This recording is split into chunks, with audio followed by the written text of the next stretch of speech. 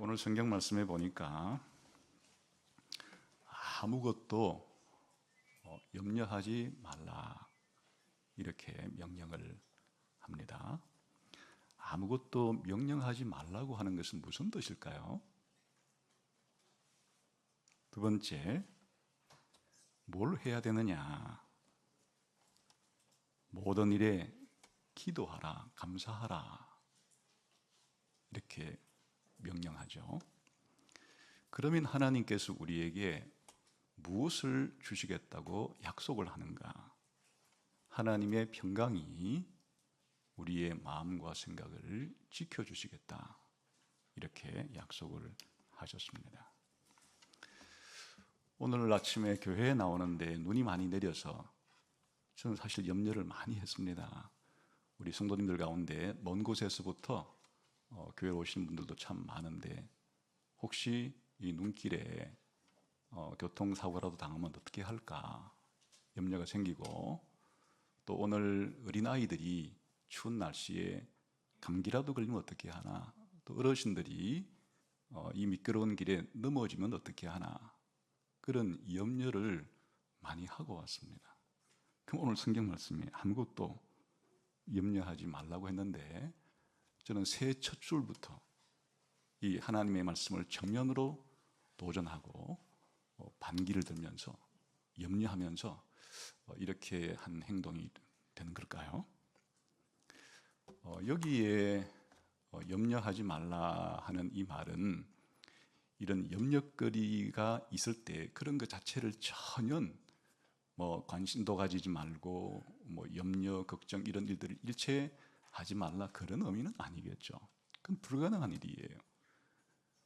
이러한 염려와 걱정에 사로잡혀서 포로가 되어서 제 몸을 망칠 정도로, 제 마음을 망칠 정도로, 제가 하는 일을 하지 못할 정도로, 하나님께 해야 될 마땅한 일들을 하지 못할 정도로 그렇게 염려에 사로잡히는 포로가 되는 그런 삶을 살지 말라 그런 뜻입니다.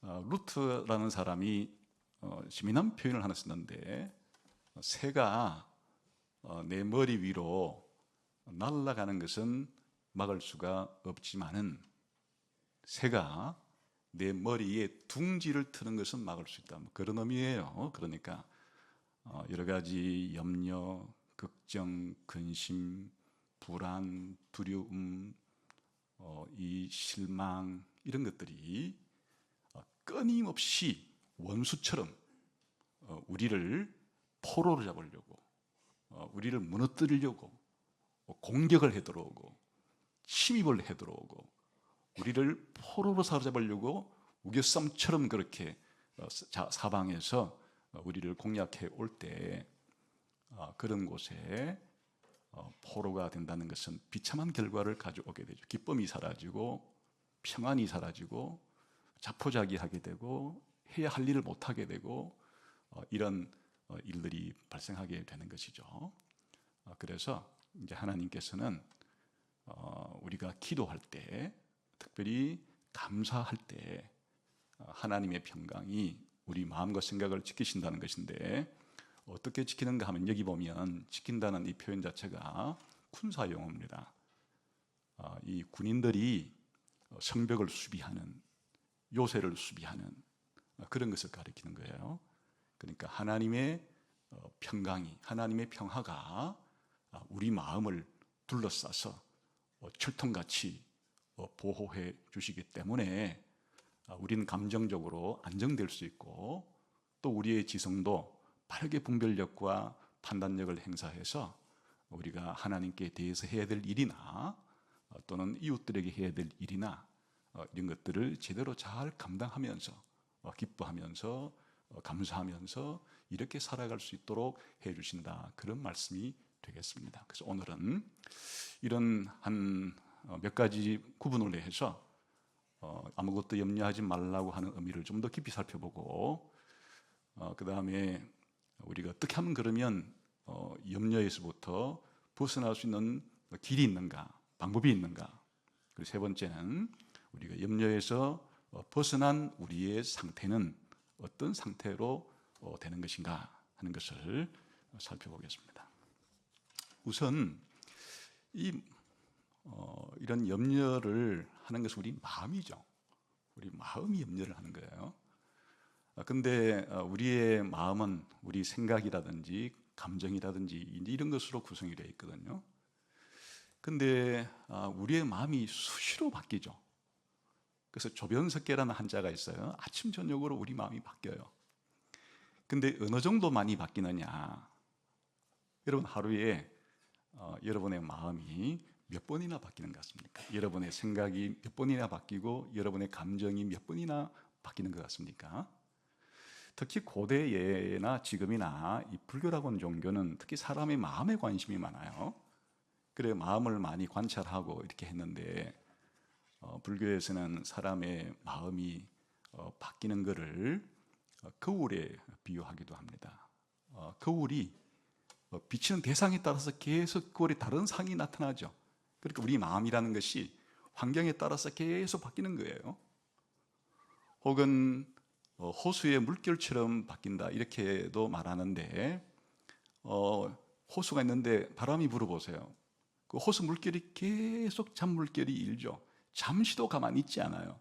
그 마음이 그렇다는 거예요. 또는 큰 바다를 봐도 마찬가지죠. 바다는 끊임없이 파도가 철썩이죠. 그 사람의 마음의 상태가 그렇다. 그 재미난 비유를 하나 드는데 사람의 마음이 원숭이 같다. 이렇게 원숭이 같다. 여러분 원숭이 생각하면 어떻게 촐랑대죠? 막 이 나무에서 저 나무로, 저 나무에서 이 나무로 잠시도 가만히 있지 않아요. 사람의 마음이란 그렇게 변하기 마련이다. 그런데 최근에 심리학적인 연구를 통해서 얼마나 바뀌는가를 한번 연구를 해본 재미난 결과가 있어요. 2020년에 캐나다에 있는 퀸즈대 심리학 연구팀이 한 184명의 실험자를 뽑아가지고 똑같은 영화를 보여주면서 그거를 기능성 자기 공명 영상으로 찍었어요. 그러니까 이제 생각이 바뀌게 되면 뇌파에 변화가 생기니까 그 뇌를 찍은 영상 속에 변화가 일어나는데 재미나게도 이제 생각이 하나 탁 바뀌게 되면은 마치 그 뇌 영상에 벌레처럼 모양이 나타난다는 거예요. 그러니까 이걸 생각벌레라고 불렀어요. 또 생각이 탁 바뀌면 다른 벌레 모양으로 또 바뀌어요. 그래서 이거를 되게 확인해 보니까 1분마다 평균 6.5번의 생각이 바뀐다. 1분에 적어도 6번, 7번 정도 생각이 바뀐다는 거예요. 그래 이거를 이제 계산을 해서 하루 8시간 자는 거 빼고 이렇게 하루 평균을 내보니까 하루에 사람이 평균 6,200번의 생각이 바뀐다. 어느 것이 더 여러분 생동감이 있어요? 사람의 마음이 원숭이처럼 그렇게 촐살댄다. 이게 더 생동감이 있어야 아니면 사람의 마음이 하루에 6,200번 정도 왔다 갔다 바뀐다. 이게 더 생동감이 있어요? 아무튼 하루에도 수없이 바뀌는 우리의 생각과 이런 감정의 변화의 상당수는 우리가 걱정하면서 염려하면서 보낼 때가 많죠. 사실 염려라고 하는 이 말은 미래에 대한 불확실한 예측 때문에 일어나는 거거든요. 아직도 일어나지 않은 상황에 대해서 우리가 불안해하는 거예요. 그런데 이 염려와 비슷한 말들이 참 많이 있습니다. 걱정, 근심, 불안, 두려움, 절망 다 비슷비슷한 동의어들인데 세부적으로 좀 구분하자면 그래도 약간은 차이점을 분별해 볼 수도 있다고 그래요. 그러니까 염려라는 것은 지금 말한 것처럼 아직 일어나지 않은 일, 미래에 대한 그런 우리가 예측할 수 없으니까 생겨나는 그러한 불안감을 염려라고 하지만 걱정이라고 하는 것은 어떤 일이 잘못되면 어떻게 할까 이런 생각이 걱정이라는 거예요. 그런데 이것은 이제 되게 구체적인 상황에 대해서 이런 걱정을 하게 되죠. 근데 근심이라고 하는 것은 노력해도 잘 이게 해결이 안 될 때, 그럴 때를 우리는 근심이라 이렇게 말하기도 하고, 불안이라고 하는 것은 구체적인 대상이 없어요. 그냥 막연히 불안한 거예요. 그러나 두려움이라고 하는 것은 현재 직면한 그런 위기나 위험에 대해서 생겨나는 반응이죠. 그러니까 예를 들면 오늘도 제가 차를 타고 오면서 이 눈길이 좀 두꺼운 그런 길에 바퀴가 약간 미끄러지려는 것은 두려움이 생기는 거예요. 그러나 불안이라는 것은 교회까지 갈 때까지 이거 잘 갈 수가 있을까? 이런 막연한 이제 그런 생각은 할 수도 있겠죠. 그리고 이제 절망이라는 것은 이 모든 우리의 희망이 사라진 상태에 대해서 가지는 아주 강렬한 이런 감정이니까 사실 아무것도 염려하지 말라 이런 말을 조금씩 바꾸면 되는 거예요. 아무것도 걱정하지 말라. 아무것도 근심하지 말라. 아무것도 불안해하지 말고 두려워하지 말고 실망하지 말라. 이런 말로 우리가 일반적으로 전체적으로 생각을 할 수가 있습니다. 그럴 때 우리가 그러면 이런 염려가 되었든 근심이 되었든 걱정이 되었든 대개 뭘 우리가 그렇게 그러면 염려하고 불안해하는가? 오늘 이 빌립보서를 기록한 사도 바울이 빌립보 성도들에게 아무것도 염려하지 말라 그랬을 때 사실 이런 의미로서 빌립보 교인들도 염려하고 근심하는 것들이 있었습니다. 그게 뭔가 하면 외부의 불신자들로부터 당하는 박해예요. 거기에 대해서 근심을 했습니다. 그래서 또 두려워하기도 했습니다. 그래서 사도 바울은 빌립보서 1장 28절에 이렇게 말합니다. 무슨 일에든지 대적하는 자들 때문에 두려워하지 말라. 그러니까 이 초대교회 때는 신앙생활하는 게 쉬운 것이 아니었어요. 예수 믿는 사람들이 소수였고 다수의 불신자들은 예수 믿는 사람들을 핍박하고 박해하는 일들이 있었기 때문에 늘 예수 믿고 살아가는 삶 자체가 이런 박해에 대한 두려움을 가질 수밖에 없는 그런 환경이에요. 그러니까 이런 외부로부터 오는 이런 박해도 두려움의 대상이 당연히 되겠죠. 그리고 또 빌립보 교회 안에도 염려스러운 일이 있었어요. 그것은 빌립보 4장 2절에 보면 내가 요디아를 권하고 순두개를 권하노니 주 안에서 같은 마음을 품어라. 교회 안에서 생각이 달라서 분열이 일어난 거예요. 다툼이 일어난 거예요. 염려할 만한 일이죠. 교회가 하나 되고 평안히 든든히 서가야 되는데 교회 안에 여러 가지 일로 인해서 사람들, 성도들 사이에 이런 분열과 다툼이 생기는 것은 걱정할 수밖에 없는 그런 문제가 되는 거죠. 또는 사도 바울이 이 빌립보 교회를 개척한 선교사예요. 그리고 일대 목회자이기도 하죠. 그런데 사도 바울이 또 다른 지역에 개척하러 갔다가 감옥에 갇혔다는 얘기를 들었어요. 그러니까 당연히 빌립보 교인들로서는 사도 바울이 사역하다가 감옥에 갇혔다는 소식을 듣고 걱정하고 염려하지 않을 수가 없었던 거예요. 또 그래서 이제 빌립보 성도들은 대표를 뽑았어요. 에바브라디도라고 하는 대표자를 뽑아가지고 감옥에 있는 사도 바울을 좀 도와주세요 하고 보내놨더니만 이 에바브라디도가 그만 사도 바울을 도우러 갔다가 그곳에 덜컥 병이 걸렸어요. 그것도 얼마나 큰 힘이 되는 일이에요.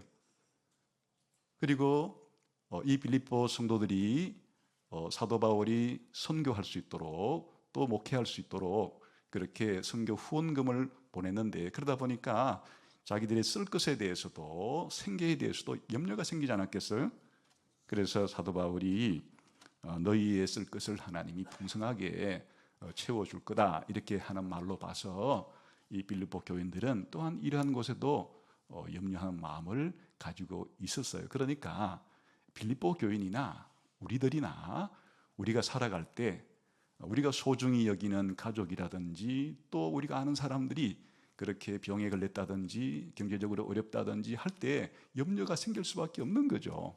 또는 자기 자신에게도 그런 건강 문제라든지 또 집안의 경제 상황이라든지 뭐 이런 것들이 우리가 늘 염려하면서 살아갈 수밖에 없는 것이. 그런데 제가 서론에 약간 말씀드린 것처럼 염려하지 말라는 것은 무엇인가 하니까 그런 거를 전혀 우리가 아무런 초연한 것처럼 없는 일처럼 그렇게 하는 것이 염려하지 않는 일은 아니고, 당연히 걱정도 하고 염려도 하는 것은 인지상정이고, 그래야 우리가 대비를 하죠.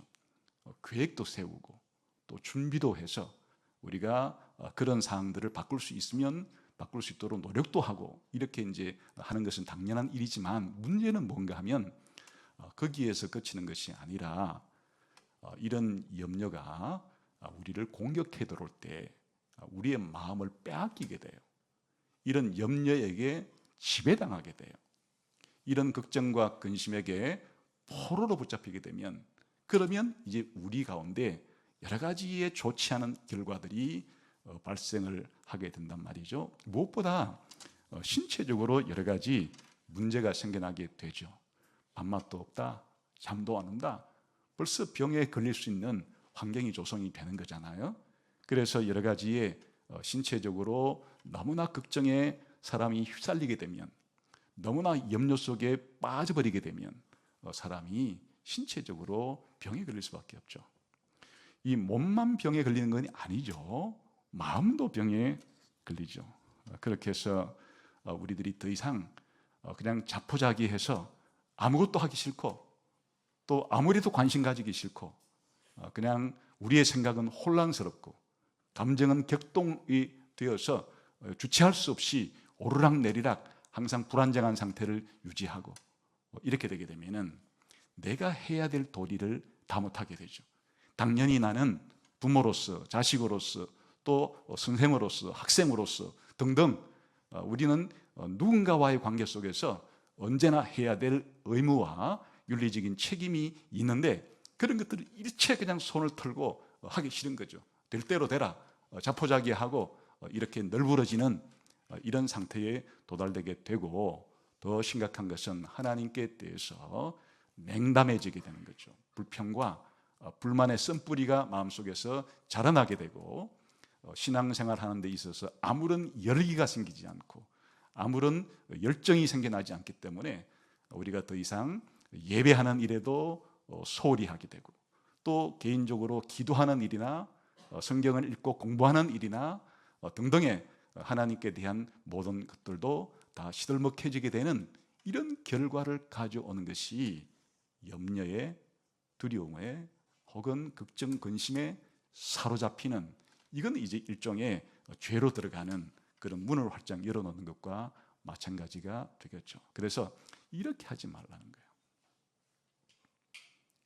그러면 이제 오늘 중요한 사실은 어떻게 해야 우리가 염려거리와 걱정거리와 근심거리로 가득 들어찬 세상에서 매일매일 엄습해 오는 적군과 같이 우리를 사로잡으려고 하는 그러한 마치 우리의 원수와도 같은 그런 걱정과 근심과 염려로부터 우리가 벗어날 수가 있는가 하는 것이에요. 여기에 사실은 세상에 있는 수많은 종교라든지 철학이라든지 과학이라든지 이런 문제들에 대해서 나름대로의 해결책은 제시를 해주죠. 가장 단순한 방법은 심호흡을 해라. 효과 있습니다. 우리가 염려가 생길 때, 불안, 근심이 생길 때 복식호흡을 뼈아처리 하면은 마음이 좀 안정이 되는 것 같은, 또 실제로 효과가 있죠. 뿐만 아니라 이런 약물도 당연히 도움이 되겠죠. 특히나 특정 종교 같은 곳에서는 명상을 권하기도 하죠. 어떤 곳에 집중해서 생각을 하게 되면은 이렇게 원성이 나뭇가지 움직이듯이 움직이는 것을 좀 찾게 되면은 우리가 좀 안정을 찾을 수도 물론 있겠죠. 혹은 이런 철학자들 가운데서는 특히 실존철학 이걸 받아들여라. 우리 인생 자체가 불안한 존재라는 것을 그냥 받아들이고 거기에 우리가 선택하며 살자, 이런 식으로 철학적으로 어떤 해결책을 찾을 수도 있겠죠. 그런데 이런 것들 자체가 하나님이 일반 은혜로 주신 것들이어서 잘만 활용하게 되면은 좀 우리가 이런 걱정과 근심, 염려로부터 벗어나는데 조금 도움이 될 수 있습니다. 전혀 도움되지 않는 것은 아니에요.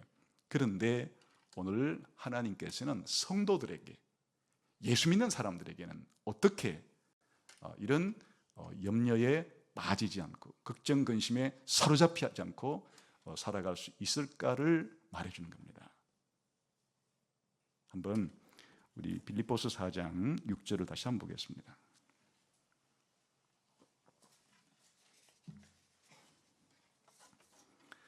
같이 읽어볼까요? 시작. 아무것도 염려하지 말고 다만 모든 일에 기도와 간구로 너희 구할 것을 감사함으로 하나님께 아뢰라. 기도, 간구, 구한다, 이건 전부 다 기도에 대한 동의어들이에요. 그냥 같은 말을, 기도하라는 말을 좀 단어를 바꿔가면서 3번씩이나 반복한다. 이 얘기는 기도하고 또 기도해라, 이런 말과도 같은 뜻이겠죠. 그러니까 기도가 우리 신자들이 염려가 닥쳐올 때, 근심과 걱정과 불안과 두려움이 닥쳐올 때 우리가 성도로서는 기도해야 된다 하는 게 염려로부터 벗어날 수 있는 방법이라고 제시해 주는 겁니다. 그럼 기도라는 것 자체가 왜 염려와 걱정과 근심으로부터 벗어날 수가 있게 되는 것인가? 이건 명상하고 다른 거예요. 명상이라는 것은 하나님이 없다는 전제하에서 그냥 자기 생각을 이리 휩쓸리고 저리 휩쓸리니까 촛불을 켜건 뭘 하든지 간에 그냥 자기 생각에 초점을 맞추어서 마음을 집중하고자 하는 그런 것이기 때문에, 기도도 잘못 생각하면 우리가 마음을 평안하게 하기 위해서 아무 생각도 하지 않고 흔히 멍때리라고 그러죠. 멍때리기를 해서 가만히 눈 감고 있는 게 기도냐? 기도는 근본적으로 하나님께 나가는 거예요. 우리를 지으시니, 우리를 선택하시니, 우리를 부르시고 구원하시는 아버지 되시는 하나님께 나아가는 것이 기도예요. 하늘에 계신 우리 아버지여, 주님이 우리에게 가르쳐 주신 기도와 같이 기도는 하나님이 어떤 분인지를 생각하는 행위예요. 하나님이 하늘에 계신 우리 아버지라면 하나님께서 무한히 초월적인 모든 것을 할 수 있고 모든 것을 아시고 우리들에게 가장 좋은 것을 줄 수 있는 그런 하늘에 계신 아버지라고 하는 그런 사실을 생각하는 것이 바로 기도예요. 그 아버지께 나아가는 거예요. 그러면 당연히 나는 누가 되는 것이에요? 나는 하나님의 피조물이고 나는 하나님의 자녀다. 하나님과 나와의 관계를 바탕으로 하나님께 가는 것을 기도한다 그러는 거예요. 그러니까 우리 신자들은 어떠한 문제가 생겼을 때 내가 어찌할 수 없는, 그래서 나의 근심이 더 깊어지는 이런 일을 맞이할 때, 막연한 불안이든 아니면 구체적인 두려움이든지 간에 우리가 이런 문제를 직면해서 무엇보다 이 문제를 가지고 하나님께 나간다. 하나님께 나가서 구체적으로 알아낸다. 하나님, 이러한 문제가 있습니다. 이러한 문제 때문에 제 마음이 고통스럽습니다. 하나님, 이런 문제를 해결해 주십시오. 바로 염려로부터 벗어날 수 있는 첫 번째의 중요한 방법이 우리는 이 문제를 가지고 하나님께 나아가서 기도한다 하는 것이에요. 그래서 이것은 우리 신자들이 염려로부터 벗어날 수 있는 첫 번째 방법이 되는 겁니다. 예수님께서도 산상설교에서 그렇게 말씀한 적이 있습니다. 뭘 먹을까, 뭘 마실까, 뭘 입을까, 이 생계 문제를 가지고 염려하지 마라. 이건 이방인들이 나를 믿지 않는 자들이 늘 하는 거 아니냐. 신자인 너희, 나를 따르는 너희들은 뭘 먹을까, 뭘 마실까, 어떻게 살지 하는 거에 관심은 가져야 되지만은 그 염려에 사로잡히지 마라.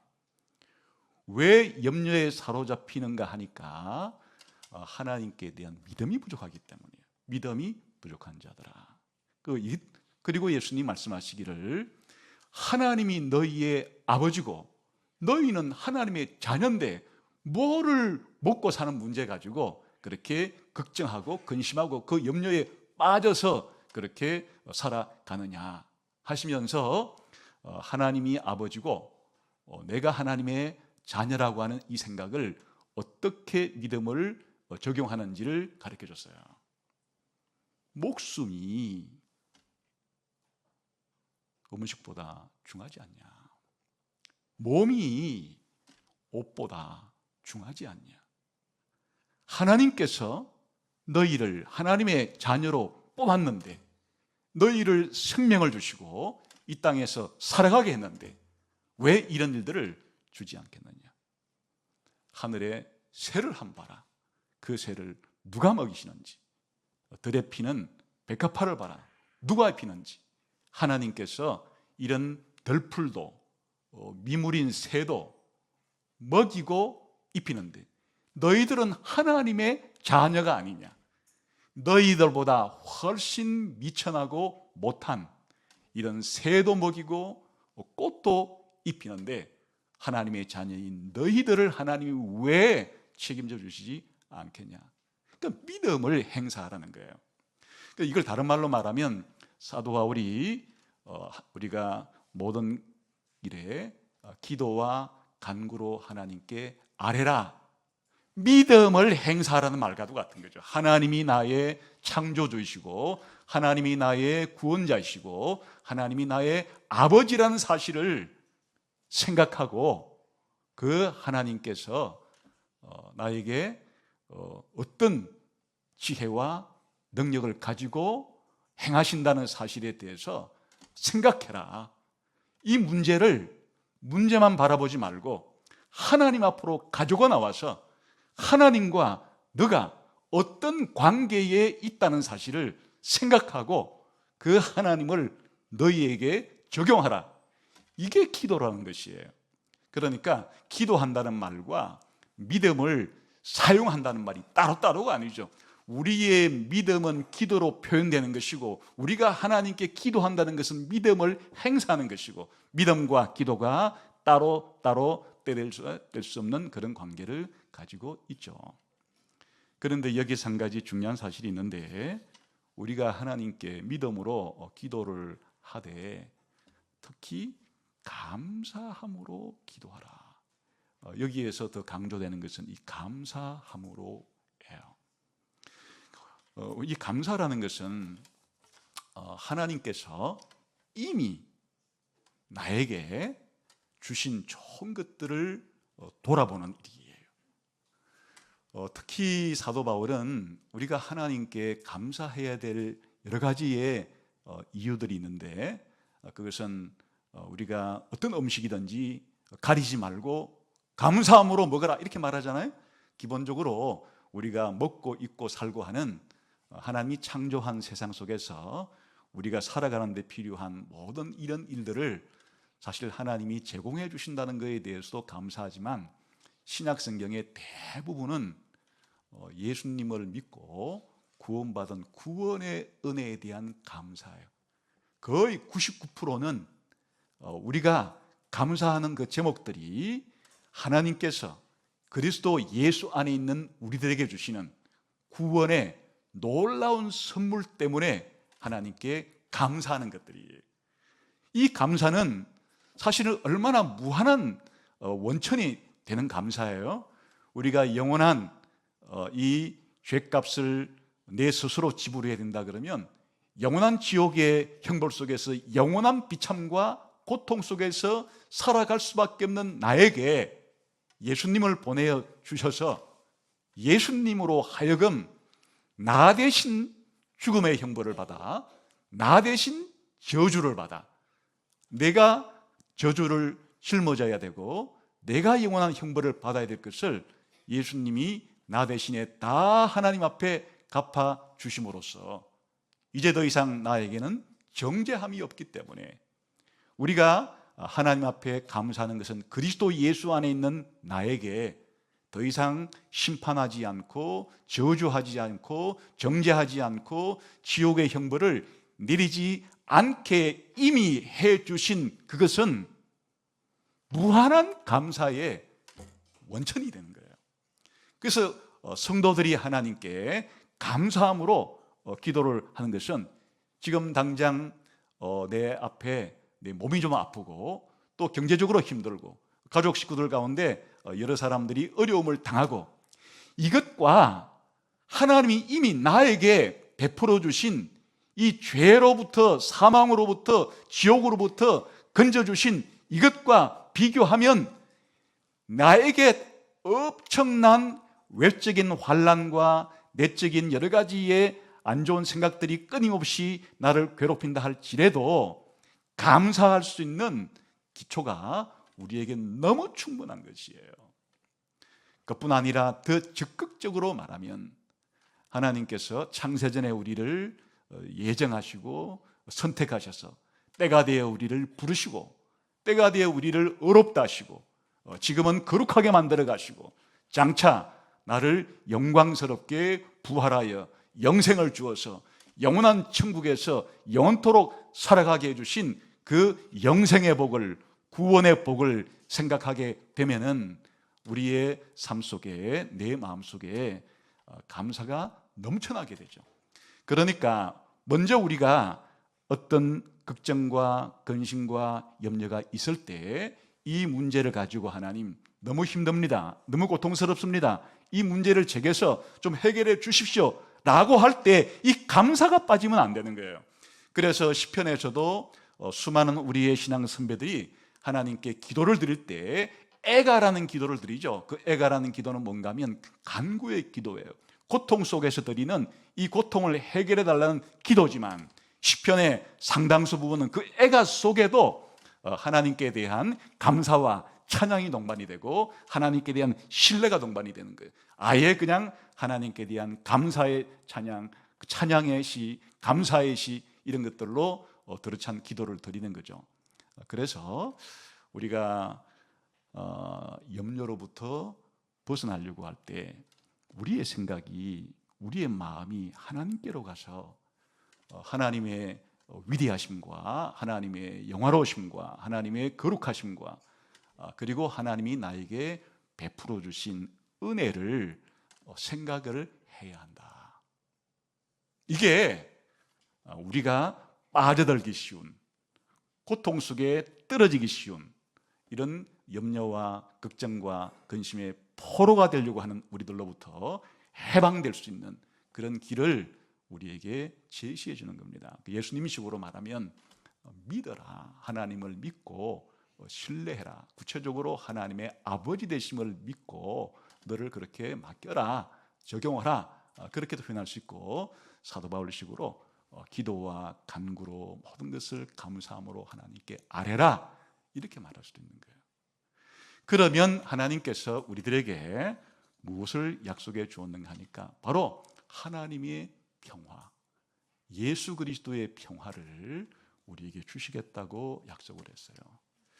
사실은 이 평화에 대한 약속은 예수님께서도 이 마지막 고별 설교에서 제자들에게 아주 강조해서 하신 말씀입니다. 이제 예수님이 제자들을 떠나려고 해요. 그러니까 예수님과 함께 살던 제자들이 예수님 없이 고아처럼 이 세상에서 버려지는 같은 느낌은 제자들의 미래에 근심과 걱정을 불러일으키죠. 그래서 예수님께서 이렇게 말합니다. 요한복음 14장 1절에 보게 되면 너희는 마음에 근심하지 말라, 염려하지 말라, 두려워하지 말라, 하나님을 믿으니 또 나를 믿어라. 이렇게 이제 고별 설교를 시작합니다. 그리고 고별 설교를 계속 진행하는 중에 어떻게 말씀하시는가 하니까 평화를, 평안을 너희에게 주노니 곧 나의 평안을 너희에게 주노라. 내가 너희에게 주는 것은 세상이 주는 것과 같지 아니하리라. 너희는 마음에 근심하지도 말고 두려워하지도 말라. 사실 근심될 수밖에 없는 상황이에요. 예수님은 하늘로 떠나가시고 이제 이 세상 속에서는 여러 권력자들이 그리고 유대인이든 이방인이든 예수님의 제자들을 핍박하려고 하는 그러한 상태가 곧 도래할 것이에요. 목숨이 위태로운 지경에 이를지도 몰라요.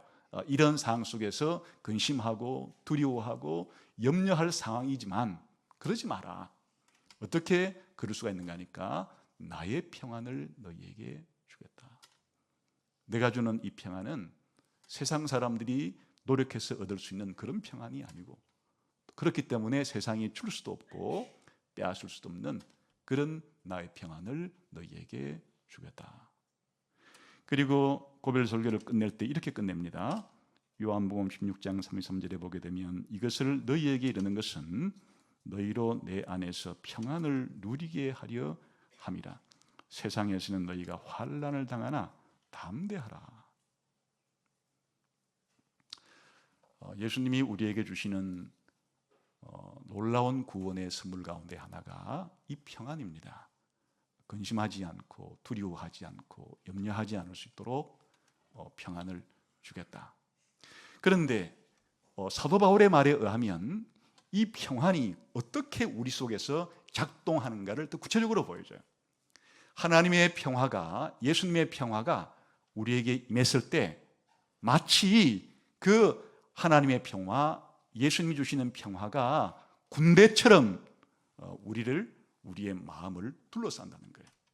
마치 보초처럼, 경비병처럼 우리를 보호해주는 방어군으로서 그렇게 역사를 하게 될 거다.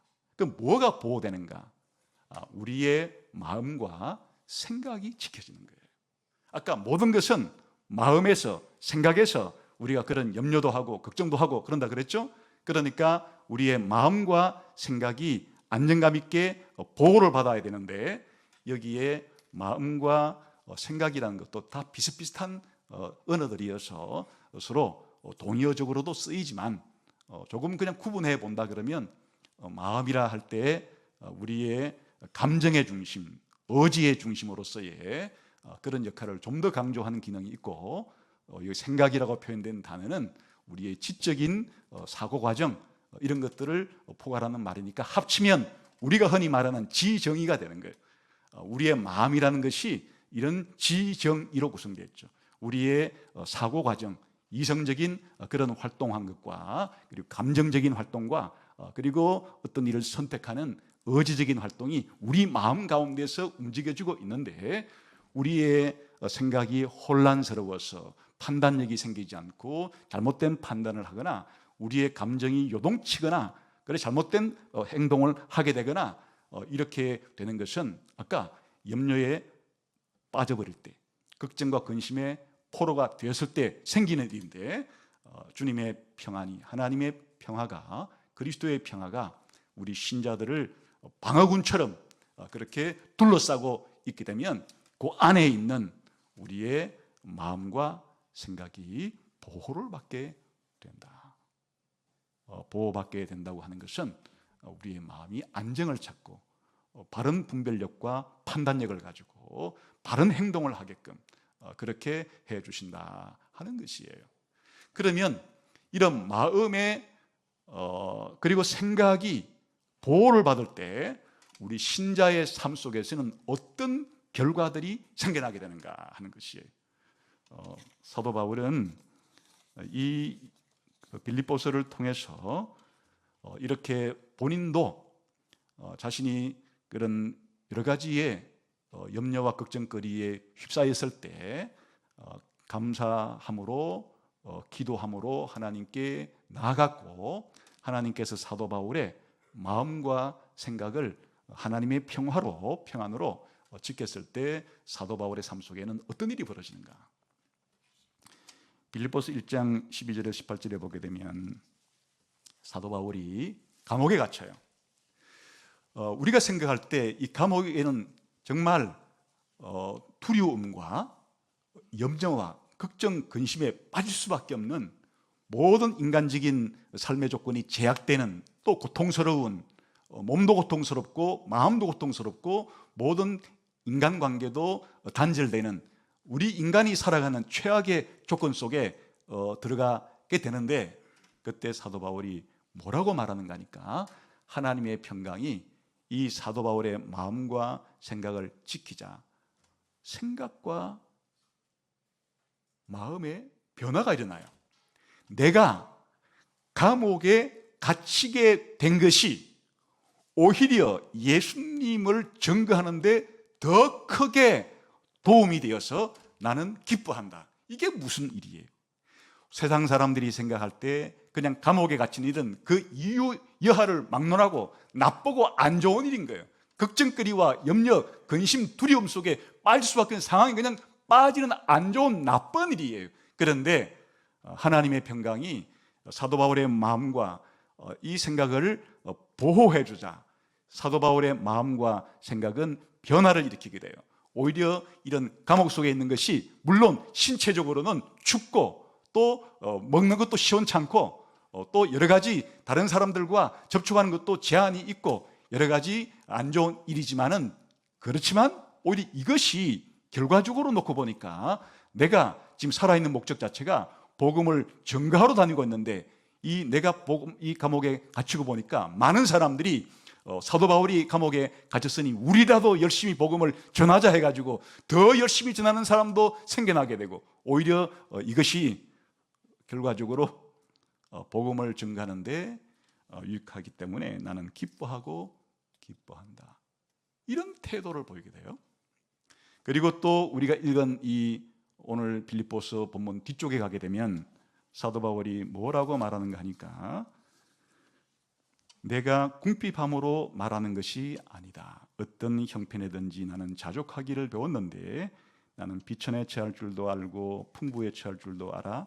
모든 일 곧 배부름과 배고픔과 풍부와 궁핍에도 처할 줄 아는 일체의 비결을 배웠다. 내게 능력 주시는 자 안에서 내가 모든 것을 할 수 있다. 이것은 사실은 우리가 지상에서 신앙생활을 할 때 믿음의 구단의 경지, 우리가 믿음을 행사할 때 최고로 성숙한 믿음을 행사할 때가 언젠가 하면 바로 이 경지예요.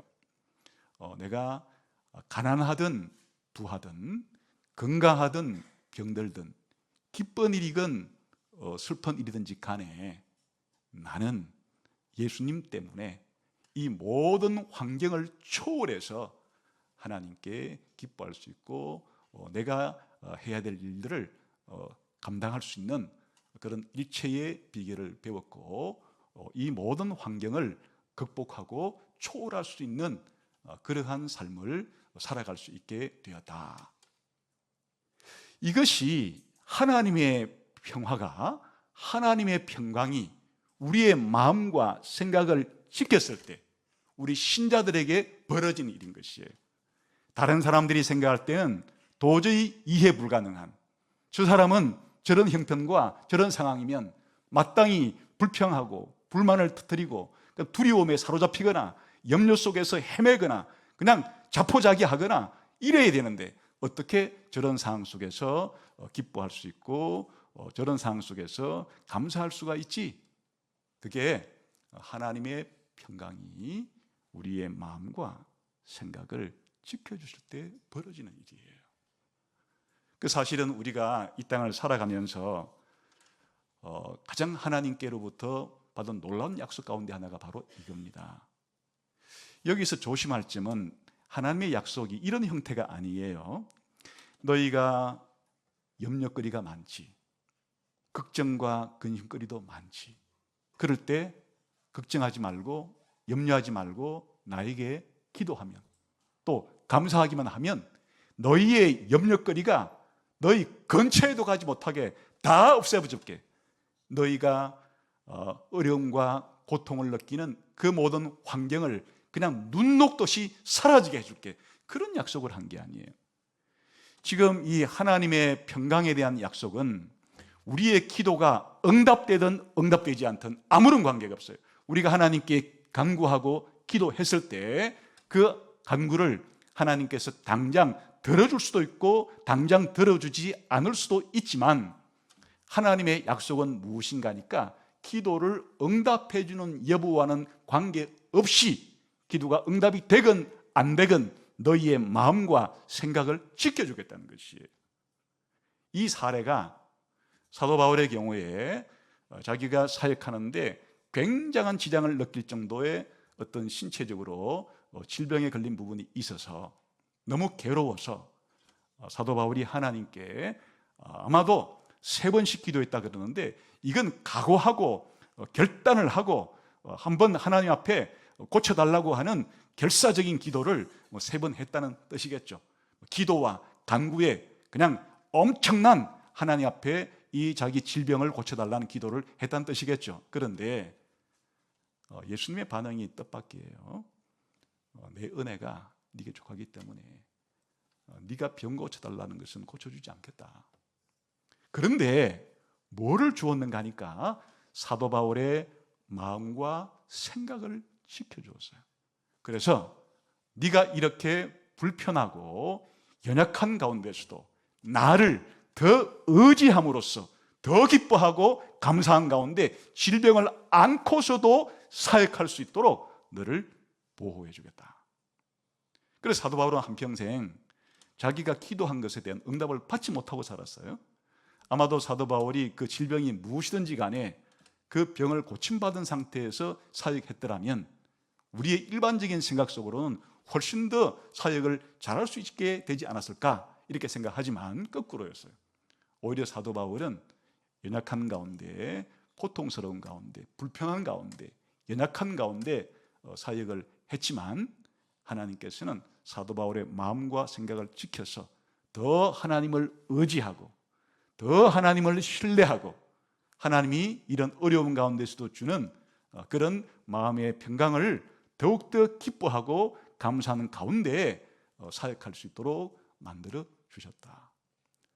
이제 올 한 해 동안 우리에게는 예측하지 못한 일들이 많이 일어날 것입니다. 여러분 개인적으로나 또 가정적으로나 그리고 이 국가의 일이나 세계에서 벌어난 일이나 우리는 모든 일을 알 수가 없죠. 또 안다고 해도 우리 능력으로 해결할 수도 없죠. 이것은 우리에게 염려와 걱정과 근심과 불안과 두려움으로 혹은 때로는 실망으로 다가올 수 있지도 모르겠어요. 이럴 때 우리들은 손 놓고 있는 것은 아니에요. 내가 할 수 있는 만큼 그렇게 이 상황을 개선하기 위해서 애쓰고 계획하고 노력하고 대비하고 준비하는 것은 마땅히 하는 일이에요.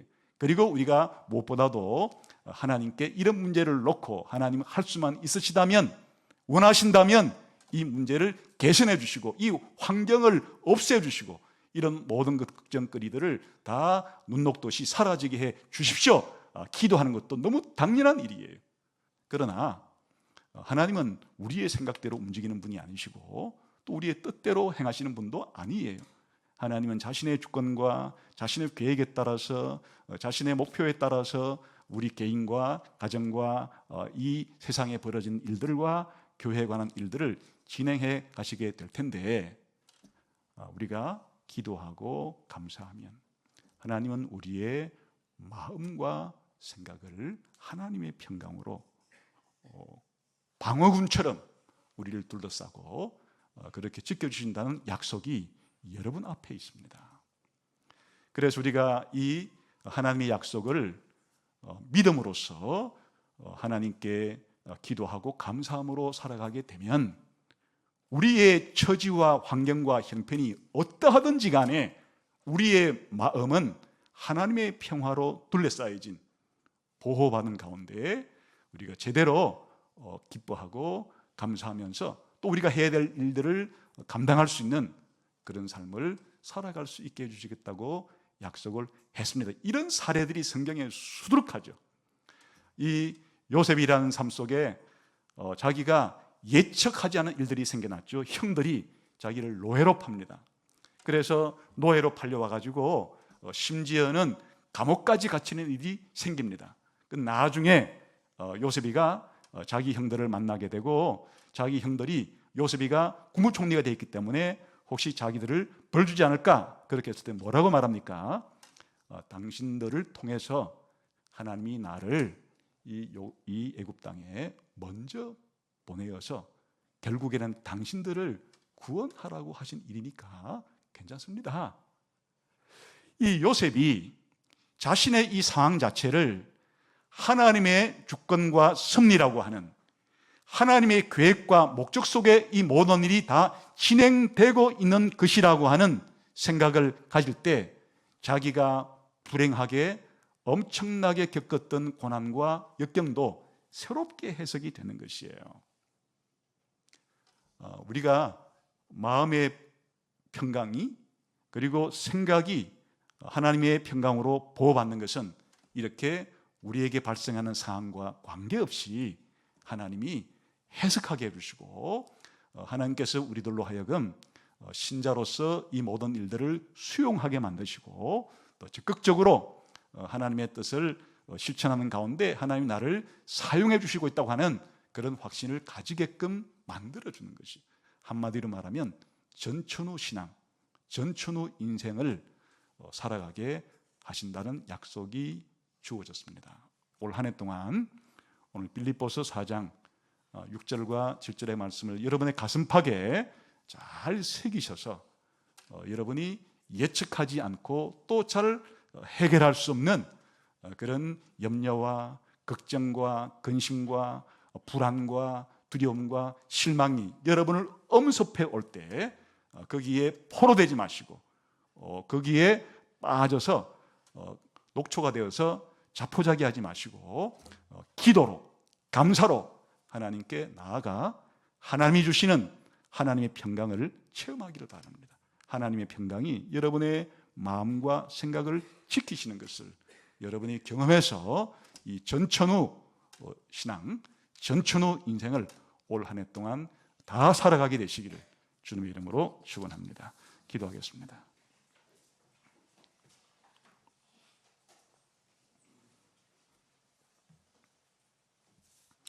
하나님 아버지, 세상은 너무나 넓고 크고 세상 만사는 너무나 복잡해서 우리가 다 알 수도 없고, 또 특히나 현재의 일도 감당할 수 없는데 미래에 어떤 일이 벌어질지는 저희들은 더욱더 감당하기 힘든 것을 고백합니다. 그러나 그렇기 때문에 불안해하지 않고 걱정과 근심에 미리 빠져서 살아가지 않게 해주시고, 하나님 앞에 간구할 때, 감사할 때 하나님이 약속한 이 놀라운 우리의 생각과 상상력을 초월하는, 이해할 수도 잘 없는 하나님의 평강이 우리 예수가족교회 모든 성도들의 마음속에서 다 이루어져서 하나님의 평강이 마음과 생각을 방어군처럼 안전하게 지켜주시는 놀라운 한 해가 되게 해주시기를 원합니다. 예수님 이름으로 기도하옵나이다. 아멘.